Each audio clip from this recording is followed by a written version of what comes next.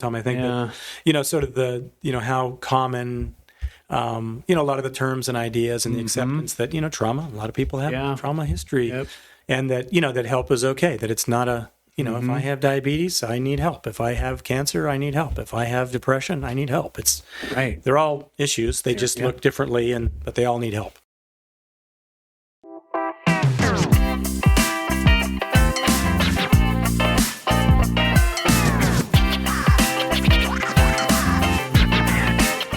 Welcome to the CCCNews Podcast. Today we have a special guest, Al Barton, with Executive Director of the Mid-Columbia Center for Living, the public behavioral health provider for Wasco, Hood River, and Sherman counties. He's a licensed professional counselor with a master's from the University of Arkansas. Thank you for coming today, Al. Thank you so much for having us, Tom. This is I'm really excited to be here. Awesome. So you joined the Center for Living in 2008. Rose through the clinical leadership and became an executive director in 2022. So, wow, quite a range of career there. You now lead the efforts to strengthen the local care from a 24/7 crisis and mobile response to deeper regional partnerships, so people can get help closer to home. We're going to talk staffing, Medicare, federal cuts possibly on the horizon here, and access. How does Oregon, rate when it comes to access and stacked up against other states? And and then maybe the whole a little bit on the whole spectrum of behavioral health care here, both locally and maybe on a state level and that kind of thing. But thank you again for coming. Yeah, thanks again. I read some fascinating things about you. I hear you're a hiker. Oh, yes, that's true. Okay, yeah. You like to bike? Yes, like those. Yeah, skiing, yeah. Cross country skiing. Yes. Yeah. So you're the full, the quadruple threat here recreationally. I'm not sure threat, maybe threat of going slow, but it's one of the reasons to be in the gorge, right? It's such a beautiful place to live, and for me, the opportunity to have meaningful, purposeful work, and then have all these recreational opportunities for me is always, I tell people like this is a place to be. Come out here. Exactly, and I read a little bit too more about that, which kind of flows into that is ski patrol. Mount Hood a couple years. Actually stepping away from that, but I did it for a number of years, and so I guess I didn't have enough, scary, exciting things to do during the week, and so I, for many years was a ski patroller at Teacup Lake, which is the local cross country ski, and so people kind of. Ski patrol for cross. Well, we didn't have nearly the cases that that like a commercial ski area would have. You have people with a lot more velocity, but it was really a great opportunity. But even in your recreation, you're kind of creating that safety net, right? A little public service. That's really cool. It was very different. In many ways, it was a big commitment, and I just realized I needed in the interest of. We try to tell everybody about taking care of themselves, and I just had to realize what I was able to give, and that's one thing I had to step away. So it was kind of bittersweet, but thanks for you've done your homework. A little bit, What else is coming? Well, what we were chatting a little bit earlier before we got started, and you were telling me a little bit about your day, and I was telling you about mine, and you were talking about generally having someone who is needing a residential treatment bed and trying to find them a location, which is kind of I don't know if a daily thing, but I'm sure a weekly thing in helping local folks with behavioral health or folks maybe feeling crisis and that kind of thing. And I kind of in on my side of the thing, I have a relative who I look after a bit, and we were kind of talking about that daily checkup and making sure folks are kind of going down the road straight again today, like just kind of need that little bit of extra help every day, whether it's behavioral health or that kind of thing. But so. Tell me a little bit about that, like far as access goes. Sure. Yeah, I'd be happy to. So, we are the community mental health program for these three counties, which entails, there are a lot of state rules that govern what we're supposed to do. So, counties have to have a public health department. They also have to have a community mental health program. And in some places, the county itself, like Deschutes County or, Columbia County will take on those duties. And in other places, especially in Eastern Oregon, they will delegate those duties to others. And so those duties, what are those? It's quite a lengthy list of, it's sort of like when you go to the restaurant, you can't order off the menu. We'll do a little bit of this and a little bit of this, but we can't do this. There's just a list of requirements, and most all of them share that they're really about the most vulnerable, the most at-risk members of our community because of behavioral health problems. So, and at the sort of the first priority population is what you talked about, Tom, which is people in acute behavioral health crisis, which, if you've had, I'm sure most of us in this room and probably most of your listeners, we have, unfortunately, some lived experience. Maybe we know somebody that we care about, maybe ourselves. That could be, suicidal thoughts sometimes, and, which for some people may be more common than others, but sometimes folks get to that place where, they've maybe taken an action, or they've made threats, or they've, started to engage in behaviors that really concern other folks around them that love them, that care about them. Sometimes behavioral health crises can take the form of harm to others. Sometimes some folks are, they, because of the way that their brain is working, the signals that they're getting from the world, they might misinterpret others' motives as threatening. And so I think there's a lot of misinformation because, in our experience, we treat a lot of folks with serious mental illness. Most of them are some of the most kind and docile and easygoing. The last thing they would ever do is hurt somebody. In fact, they tend to be more often times exploited or victimized themselves, because they, someone, moves into their apartment, or someone, uses their food stamp card, or someone, gets them involved in a scam. And so they tend to be the vast majority, again, from our organization's perspective, of those folks with serious mental illness are, again, some of the nicest. They used to be in this building we're talking about, just some of the most amazing people, period. But there are times and places where folks with mental health problems do have thoughts of harm to others. And that's, we don't want to, diminish that. Again, while it is generally quite rare, when it does happen, that's another piece we need to. And then the third piece is that what most of your listeners probably experience, which is folks with a really serious mental health problem that is impairing their ability to thrive or their ability to function. Like it's freezing cold and they're not dressed appropriately, or it's, they're putting themselves in an unsafe situation. They depend upon a life-threatening or life-sustaining medicine, and that medicine, they think it's toxic. Their belief system, the cues that they're getting from the world might be different from those of us in this room. So those three people, behavioral health crisis, and we find, statistically, I should get my statistics.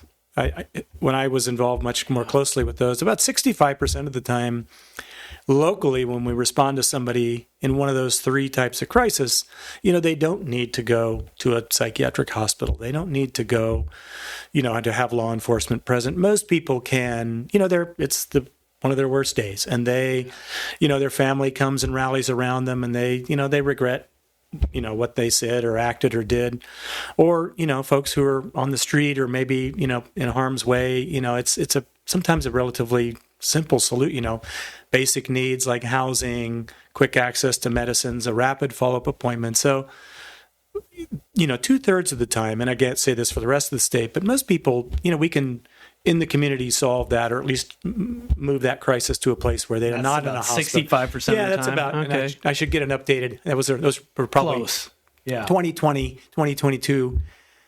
But there are those times and places where, just like anything else, sometimes, if I break my arm, I can probably, go see a doctor or nurse practitioner, and they can cast it up and splint it up, and off I go. But sometimes I need a hospital, right? If I need surgery. And so in behavioral health, it's kind of the same. And sometimes people do need a higher level of care. And in Oregon, that is really challenging from time, and especially in our rural communities, because we just don't have rapid access to that level of care when somebody needs something that we can't do in the community. So and I've seen some recent statistics on that, and the data sometimes comes out and they'll rank states far as accessibility goes. And where does Oregon fall into that ranking? Like, far as, like number one for accessibility and number 50, What would be your guess? Yeah. Most people's impression is, well, I guess Oregon's probably in the middle, or maybe, I would. But no, we're actually 47th in the, so Oregon really struggles. Now, we'll provide some caveats. There are,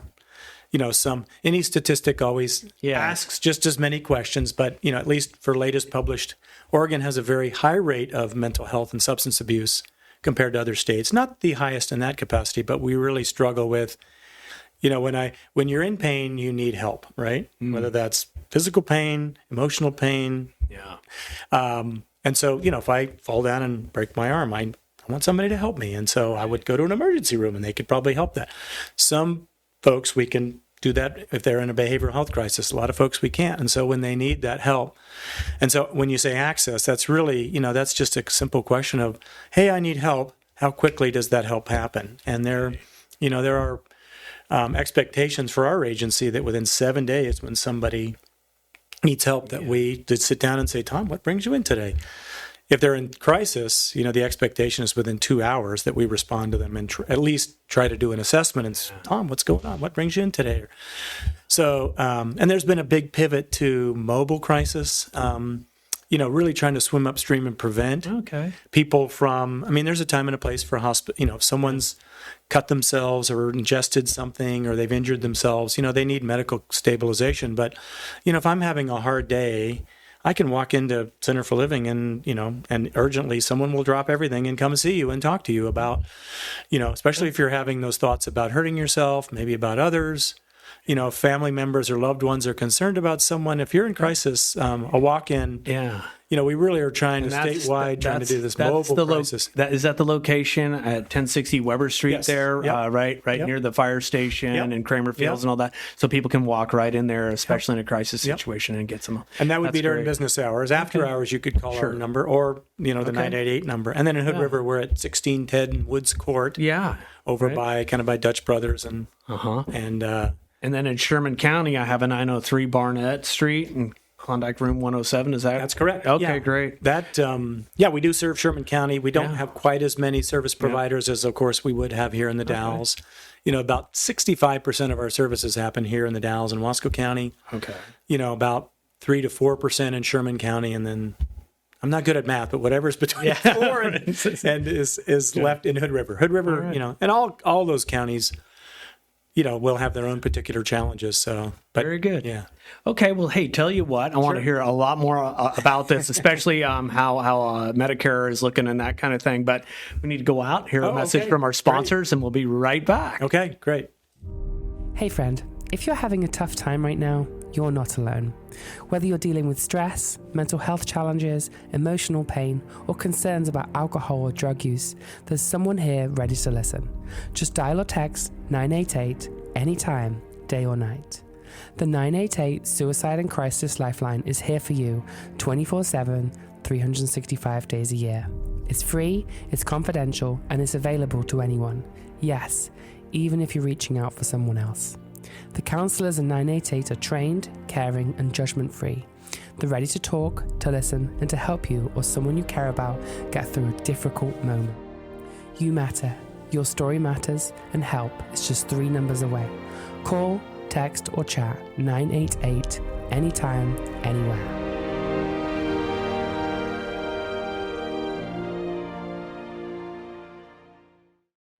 All right, and welcome back to the podcast. We're talking with Al Barton with Mid-Columbia Center for Living today.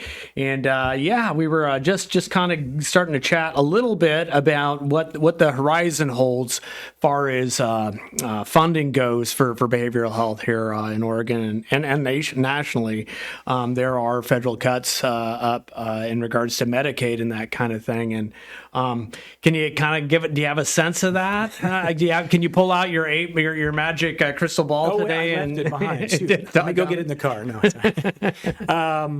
Great question. I think this is something that, no matter what type of healthcare is involved, obviously there's a lot of eyes and concerns about what the future holds. And, I think the things that we do know is that there will be, the most recent federal legislation, will have some work requirements. And so, Medicaid, is a publicly funded health insurance program. Oregon, when I started many years ago, 70% of the folks locally had insurance. Now it's up to like 94%. So Oregon really went in on this model of, hey, let's get preventative care out there. Let's really get people access so that, that they can have a routine counseling appointment or a routine appointment with their physician or their dentist instead of waiting until you get really, really sick and then you need to go to the hospital, which is expensive. Yeah.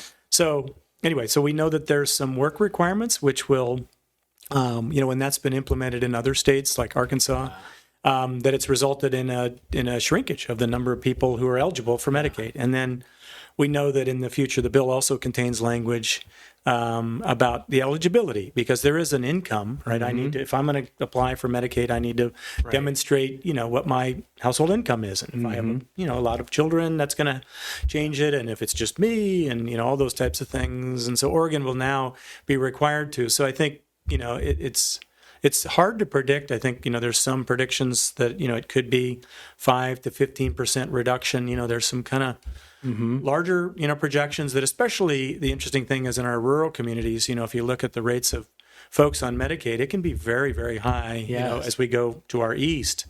It can be, 20, 30, sometimes 40% of the individuals in that community are on, get their some sort of support for Medicaid. So fascinating. When Representative U.S. House Rep Cliff Bentz was here last week, he was talking about that work requirement, and that was going to be a 20-hour per week to maintain your eligibility. And then the other thing, yes, was proving your income, that you're at that 130% poverty rate or below, I guess is the way to say that. Yeah, those are typically the two criterion. And so, again, it's pretty hard. I think most of those changes, my understanding is that in, 2020, so nothing's, the Oregon Health Authority put out as soon as the bill passed, some people were like, do I lose my health insurance tonight? Right. No, it doesn't change, but we expect in 2026 and 27 that those changes. So I think it's very hard to say, Tom, it's going to be exactly, 375. Well, I don't think we can be that precise, but I think we can prepare for the fact that there's going to be less individuals who have health insurance. And so, I can't speak to my counterparts in the physical health world, but we, our services are in many ways like emergency medical services or police and fire. It's a safety net that we as taxpayers, we give money to those services. They don't generate a product or revenue other than our safety and wellness. And so, for us, there's direct funding agreements that if less people are on Medicaid, we would have less money in the bank. And so, we've made real concerted efforts to try to get ahead of that and to try to be, and to try to make preparations. Obviously we don't want to scare our entire workforce to say there's going to be no one, no insurance. But, and the flip side is that we've recognized when there's less folks with Medicaid, people still have behavioral health problems, right? They don't go away. Right. They may just not have insurance. And they still, then in that case, what they tend to do is turn to the public systems like Center for Living or community counseling or Deschutes County. And so folks who don't have Medicaid or any type of insurance, they still are having a hard day. So we have the ability to see people on a sliding fee. So even if they're uninsured, we will try our best to see them. Right. We do have to follow federal guide and state guidelines, but because we try not to turn folks away just because of money or insurance, we expect that, it could be challenging in the world, that there could be more demand for our services and less resources to pay for them. So, how do we make decisions today that hopefully, allow us to thread those needles, as it were, in those straits? And so, I'm trying to tell myself that this is an adventure, but it is, I'd be remiss not to say it's daunting and very concerning. Yeah. It's not quite, things are going to fall apart tomorrow. No. And not quite, these things happen. I mean, somewhere in between those two extremes, something will be different, and we can expect that there will be less, individuals with Medicaid and less, funding for those types of resources. And that feeds into rural hospitals. This was a part of Bentz's presentation the other day that essentially he's looking very hard at the rural hospitals in his district and how to most benefit them, like with what resources remain. I think there was a certain amount in the bill that passed, the OE. Was it the one big beautiful bill or whatever? I think that's the name it's called. Yeah, that there was some caveat in there for a certain amount that could be shared amongst the states to help help those rural hospitals. But like in our community, say for instance up at Venice Hospital, like they have only so many facilities they can utilize for somebody who comes in with an acute situation, right? And so it just, I guess my point in saying all that is, again, lower resources and if if there are less insurance to pay for some services, then those hospitals are going to go. Again, I'm not an expert in hospital, how they fund their services. Sure. And, I do understand, obviously, I think all of us are, no matter what your political beliefs are, that fraud and waste and abuse and the system, I can understand the impulse, and by no means am I, taking a political or partisan position. But our role is just to educate based upon what we know, and those are the things that I've been, and my counterparts throughout the state. That's the information we've been given to the best. But it would be, things will be different, and we will. Again, we're a mission-driven organization. We're not, we don't want to go anywhere. Where we plan to be here to serve our community, but it'll be different, and what the resources we have in the future might be. Yeah, it might be different. Yeah, in my head, I'm always trying to square what the cost is up front. Like, and we do want people to be eligible and people to meet the requirements to get services and that kind of thing. But I also in the back of my head, am thinking about like, well, if somebody goes to a facility and they're really hurting, they need to get that service then, and it's like you can't wait for is your insurance in place, or is there funding for this? Like, somebody who's in crisis needs crisis now, regardless of what the funding situation is. And I always worry that puts it in a situation. It's kind of a no-win. Well, if I go ahead and help somebody, well, then we're running in the red. Yeah. And if I don't help somebody, boy, that's really a really poor option. So I kind of always am trying to square that. But when we were talking a little bit earlier, and this kind of runs into that, is you were saying that Oregon had made great strides in getting folks insured through like Pacific Source and some other insurance companies that also provide some. But that also is there's a little bit of uncertainty within those markets as well, as far as the insurance goes. Can you talk to me a little bit about that? Sure. And I'm not an expert in but Oregon, we have Medicaid is a federal insurance program, and the federal government provides money to Oregon to administer its Medicaid program, and then Oregon, the Oregon Health Authority, right, contracts with various what are called coordinated care organizations or insurance companies. Pacific Source, Eastern Oregon Coordinated Care, Health Share. There's a lot of Lane Care. There's a bunch of them, 16 or 17 throughout the state.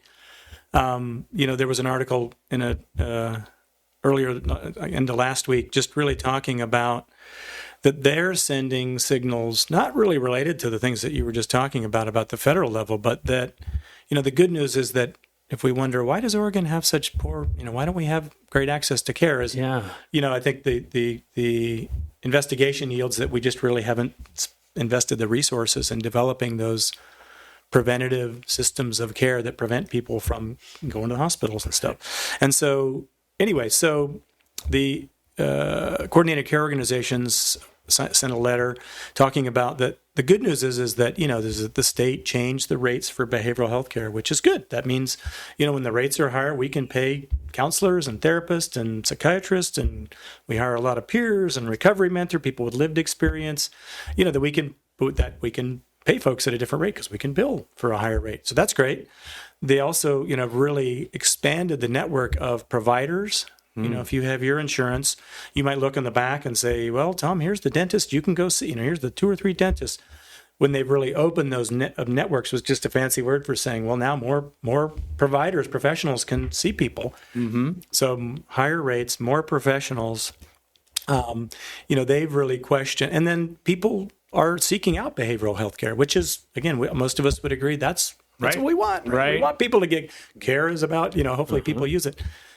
But I think the unfortunate thing is that the entities that contract with agencies like ours are concerned that what we're spending on behavioral health care exceeds what they're getting from the state in reimbursement.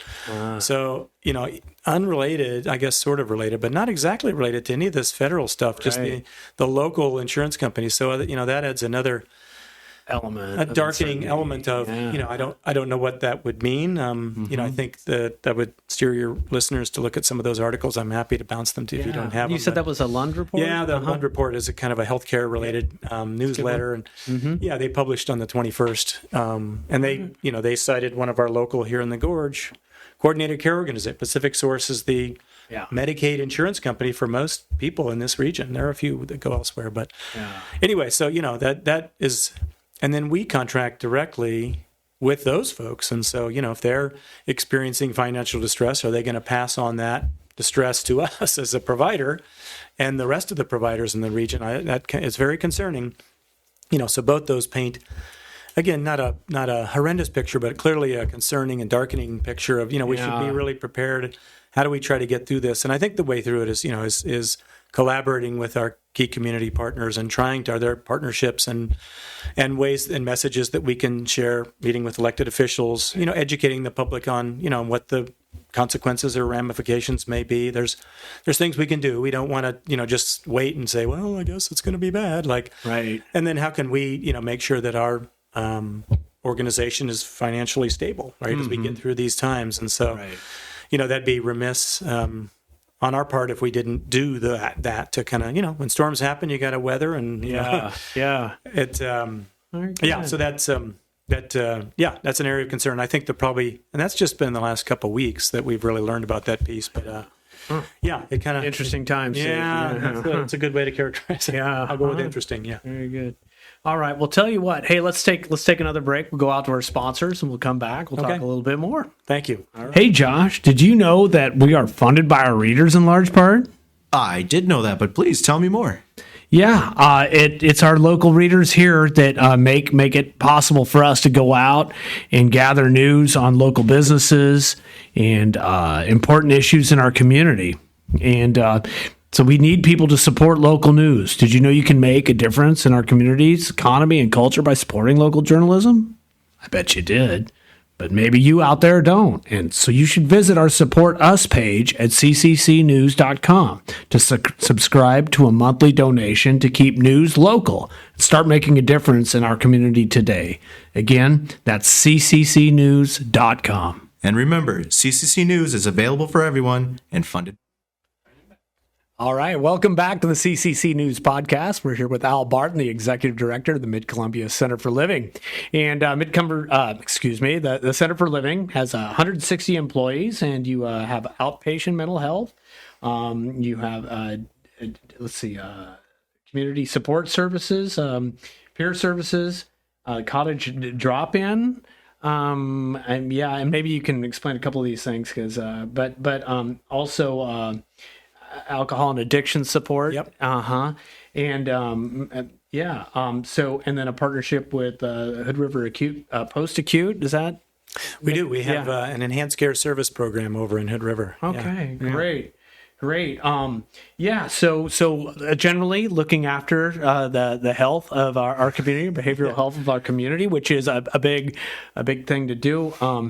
You guys have had your hands full in the last several years. But kind of one of the most recent things that came up was the push for a crisis resolution center campus here in the Dalles, and that unfortunately did not quite work out due to some kind of the rules regarding those facilities that are receiving federal funding. But you guys have kind of pivoted, and if you'll tell me a little bit about your scaled plan about a crisis receiving facility, and maybe your ideas of where that might be located, not specifically, but maybe community-wise, or sure, yeah. And this is a continuing to evolve discussion, just because, we really appreciated the partnership with Wasco County. They really stepped up. Even though we serve all three, Wasco County had some space here, which, as we know in the Gorge, is premium, right? Yes. There's not a lot of it around. And so we've engaged in this partnership, and it was a real big setback. The vision originally was to build a campus model that had if you think about what we call levels of care, right? Just like, some people need a skilled nursing facility. Some people need a hospital, right? Somebody needs an intensive care unit in a hospital. Some people need independent living. They live on their own, but somebody checks in. Behavioral health care is no different, right? Those levels of care exist. And so the thinking was to build a number of those programs that are residential in nature. The Oregon State Hospital is really struggling in Oregon with finding placement for a lot of its folks. There's not room for people to step down when they're done at that level of care. And so we thought, okay, there's none of that in the Gorge currently. There's smaller little communities to our east that have some of those services. Let's do that. We can do that. And again, it was a very spirited partnership, but it had a lot of momentum. I believe there political was momentum, money, and Sheriff, Elaine McGill was working really hard at that, and we're indebted. I mean, I just can't say enough about how Sheriff McGill. Yeah. Again, he championed that for many, many years, and it just became the barriers became untenable, and it would be probably the rest of the afternoon talking about some of them. But the bottom line is that, there are a combination of some rules and some billing requirements, because these things have to pay for themselves. We don't want to, impose upon the counties or the taxpayers to fund them. And so, it was a real setback to see some of that. So, then we, like you said, pivot's a good word to try to see if, could we do some of these resources? Because, if somebody today is struggling with drinking or drug use, right? And they go to see a drug and alcohol counselor. We employ a bunch of amazing ones. We have some really, really good ones. They do an assessment and they determine, this person, Al Barton, needs, he can't just, he really can't stop drinking. He needs to go to what they call rehab or residential care. Well, there's none of that in the Columbia Gorge, right? You're going to have to go to Portland. You're going to have to go to Redmond. You're going to have to go to Bend. You're going to have to go to, Klamath Falls or Ashland. So how could we we know that there's a number of folks just in our community who sometimes need that level to quit their drinking or drug use. Hey, could we build that here? And so that was the pivot, is let's build a residential drug and alcohol center. And so that still is, we're working on with our board. Wasco County is still a key partner. They just, again, have been, I can't say enough of appreciation for how much they've stepped up to meet the, counties don't have to do this, but it's in their citizens' interest. They have plenty on their plate, but they just, Tyler Stone, the Wasco County Administrator, has just been a great thought partner and collaborator to try to put these things together. So the latest, greatest was, could we build this drug and alcohol center? Could we build a lot of people? We were talking earlier about behavioral health crisis. If you cut your hand, you don't necessarily need to go to an emergency room. You can go to like a Zoom care, a drop-in, Adventist, Columbia Gorge Family Medicine. These folks have an after-hours drop-in clinic where, I don't think I should wait, but I don't want to necessarily walk into an emergency room. So it's sort of this mid-range level of care. And that's what these receiving centers are, is it would be, again, if you walk in, I'm having a hard day. I'm worried about my loved one. Maybe my teenager has said some suicidal comment. Do I call the cops? Do I ignore it? What do I do? I need to talk to somebody. You go to a crisis receiving center where you get a rapid assessment. And then these receiving centers will have, like the one in Deschutes County in Bend there's a chair and someone can stay there for up to 23 hours. And so, it's not quite treatment, but it is, it's supervised, an opportunity for somebody. Maybe substances are involved. I can sober up a little bit. My family comes and, I'm so sorry. And oftentimes that's what recovery looks like when you're in acute crisis. Is it can be really quick. Like people, they sober up, or they start to think about, oh gosh, if I died, that would be terrible. And, their mom comes around and I love you. And, it can be very touching and compelling to watch that healing happen so rapidly. But anyway, could that happen today? It oftentimes either happens in a home or on the street or in our offices. But would there be a safe, neutral place that isn't a hospital, that isn't a jail, that isn't a mental health facility? And so that's these receiving centers. The challenge with those is that there's no way today for us to bill and fund them. And so that makes it hard. And so, we'd be really going out on a limb. We know it works. We know it diverts people from the emergency room. We know it's a cost savings to taxpayers, but we really need that opportunity because, if we say we're going to hire Tom and Robin and Al, and then it's like, oh, how are we going to pay Tom and Robin? Right. So that becomes, and of course, with all those things we just talked about, it paints a cloudy picture about taking risks right now. So stay tuned. This journey is continuing. And what, if you had asked us 3 or 4 months ago, it would have been like, we've got money, we've got a partnership, we're going to do this. Now we really have to be honest about, what can we take on and what risks do we want to take in a time of state and federal darkening clouds. Right. And so it paints a atmosphere. very different picture than we were a year ago. We were, full steam ahead. And so anyway, so to be continued, but, that still is possibly on the table. We've had some great political leadership. Senator Helfrich was a real champion for, bringing some of that resource locally. So, Greg Smith from out in Eastern Oregon, both again, how can we get those resources in the gorge? Again, not to call on those elected officials, but, when they step up like that, we want to really appreciate them.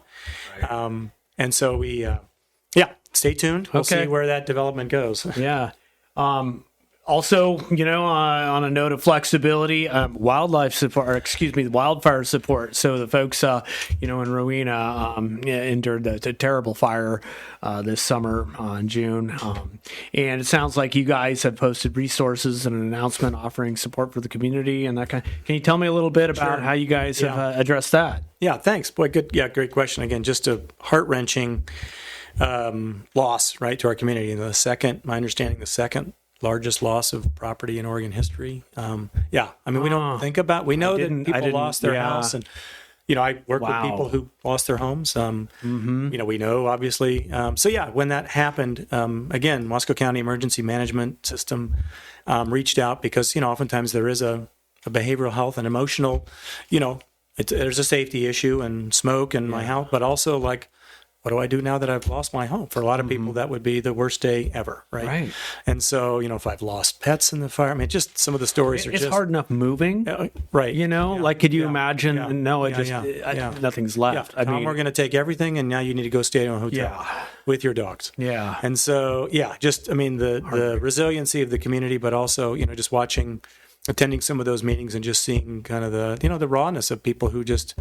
It's one that your head can get around it, but seeing folks who've really experienced that level of loss. So anyway, just, appreciate the state and Wasco County's response. It was a lot of work for them. Anyway, and there's a behavioral health component. And so, we partnered and really just how can we help? And, I really want to credit our deputy, Jamie Preston, really kind of spearheaded the effort. Again, I'm really lucky, Tom. I show up and you show up and you have amazing people you work with. It makes where we were 3 or 4 years ago, where we are today is just vastly different.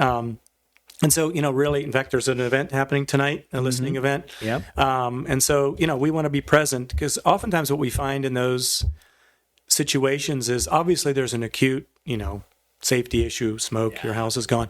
But what we find is that as that reality sets in about, oh my gosh, I'm going to have to rebuild my whole house. And now that's gone too. And now that's gone too. That can take days and weeks. And so what we're finding is that folks still, days and weeks after that is when what they call the surge happens, oftentimes emotionally or psychologically, is that, really the reality starts to, the first couple of weeks, I'm just in kind of survival mode and what's going to happen. And then becomes that, oh my gosh, this is going to be a long road. And maybe do I have the resources? And so we are finding that, that's typically what happens, what they call a surge, kind of similar to the waves in the ocean. There's a big surge after the event has sort of faded from all of our consciousness. The news isn't talking about it as much, but it's still, people are still struggling with that. So it's kind of like after the funeral, everybody goes home and you're like, oh, now what am I going to do? Yeah, that's it. And so, if folks are really struggling with that, just know that help's available. Again, even though we're talking about all these resources and, we're here to help again, and that doesn't have to mean talk therapy for years and years. It can mean just a check-in, especially if you're in really acute distress, especially if you're having those thoughts about self-harm or, am I going to make it? Please reach out. We have some amazing staff members, and we're here to help you. Again, Can we make everything? We can't get people's houses back, but we can at least try to support you emotionally and at least understand what can happen. So thanks for bringing that up. And I'm super proud of our team. Years ago, we wouldn't have been able to have the resources to support, but again, those investments that Oregon made allowed our agency to really step up. And when that happened, to stretch and to help the community, because that's... Did you any feeling on the number of folks that you all were assisting after the fires? Do you have a feel for it? I don't have an immediate, but I know I just talked to one of our staff. 3 days ago, somebody came in and just talked about, they were victimized, I guess that's the appropriate word, but they were affected deeply. They lost their house, and they were finding that they were really, especially, one of the risk factors is if I've had, prior trauma or loss, maybe I'm not as ready to deal with a new one, like losing my house. And so oftentimes, that's a great question. I'm not trying to dodge your question. No, it's okay. 37 or 2, or I don't know the answer, but I know there has been clearly an increase in the number of people. All right. But I love being challenged with good questions with data. So let me dig in, and I can probably you can come back and we'll have ballpark and say, we've had a number of referrals related to that. So excellent. Yeah. Another note too. You guys had a pretty big move back in January. Your children's services relocation expansion went up across the street from Adventist Hospital. There. Is it in the kids' dental zone building? It is that same place. Yeah. Yes. Okay. Great. Up there on 19th Street. 1935 East 19th Street, the Dalles. So, and that was adding space for therapies, or can you tell me a little? Sure. Yeah. You bet. Again, most of our services, as we were talking about, we have to do certain things like crisis. A lot of our services are really focused on folks to seriously mentally ill adults, right? We have a lot of jail diversion and specialized programs that try to really keep people well and in their communities. But a big part of our work is children's services, young people, preventative. But also, there are a lot of young people in crisis and in challenge. And so, kids who are at risk of out of home placement, maybe foster cares on the horizon, maybe they're involved with the juvenile, youth services, maybe they're having troubles in school. So a huge part of our workforce is really geared towards intensive services for children. So that can include, again, all the way from, at the lowest level of severity, like counseling every 2 weeks, sitting in an office, and, maybe a young person's having some minor struggles with depression or anxiety, all the way up to, they just got out of a psychiatric hospital and they are coming back to their community. How do we wrap around a number of professionals to meet that family, not just the young person, in their home? So a lot of our services are really in the community. We're going to, it's not in an office. We're going to be at your house, right? We're going to be in your living room. We're going to be at the school with you. We have some amazing school-based professionals because, there's been a big surge in post-COVID with the mental health of our young people. And so, so those services include routine counseling. It can include intensive services, maybe a couple times a week, that we meet with you.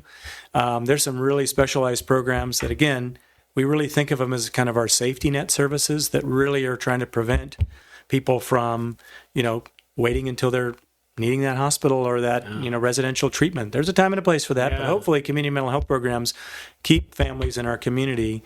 And so most all those services are up there. So they were all crammed into 2 offices. And the good news is, again, the state spent money on resources. And so we hired, I think there's 45 people in our children's program. We have some great leaders, some amazing staff too. It's heartwarming when I get to meet those folks when they come on board.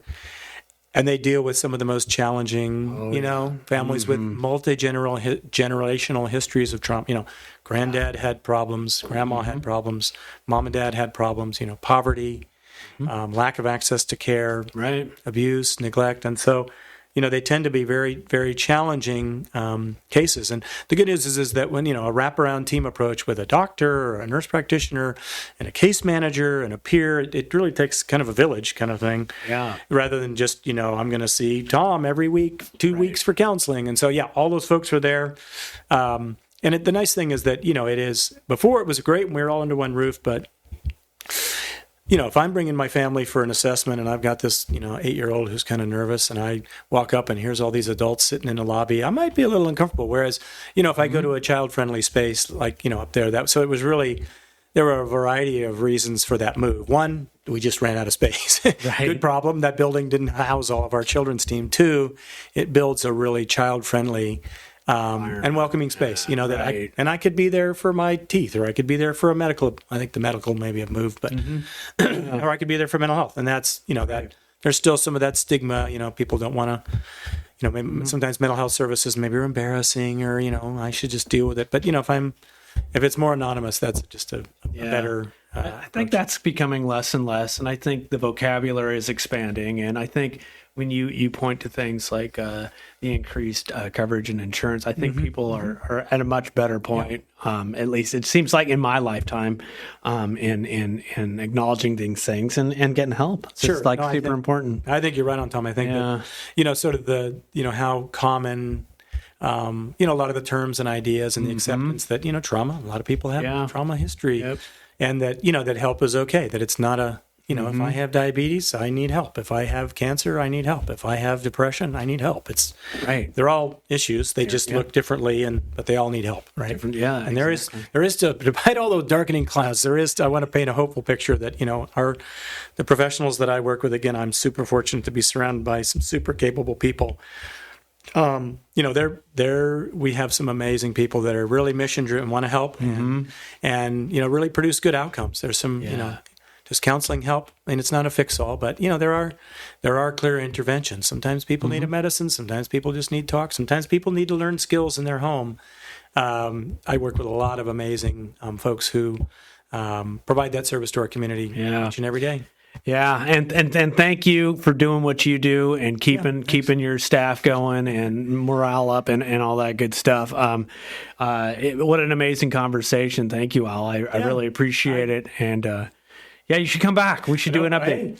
You know me, I've got a lot to say, but just the opportunity to promote not just what we do, but there's others that do this throughout the state. And I really appreciate your guys' message and mission. And so thanks for taking some time to share. Absolutely. Ours. Yeah. And let us know if the financial sides of things, they're changing and that be one of the first to know. Okay.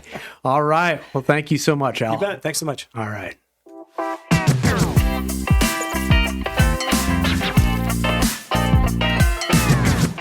Hey, Robin, I just did a story this morning about my daughter who's hiking the PCT. That's special. I love that. Yeah, and she's a 2019 grad of the Dallas High School, and she's doing this kind of awesome thing, and I'm so proud of her. But also at the same time, I really enjoy bringing local news to folks and bringing relevant information.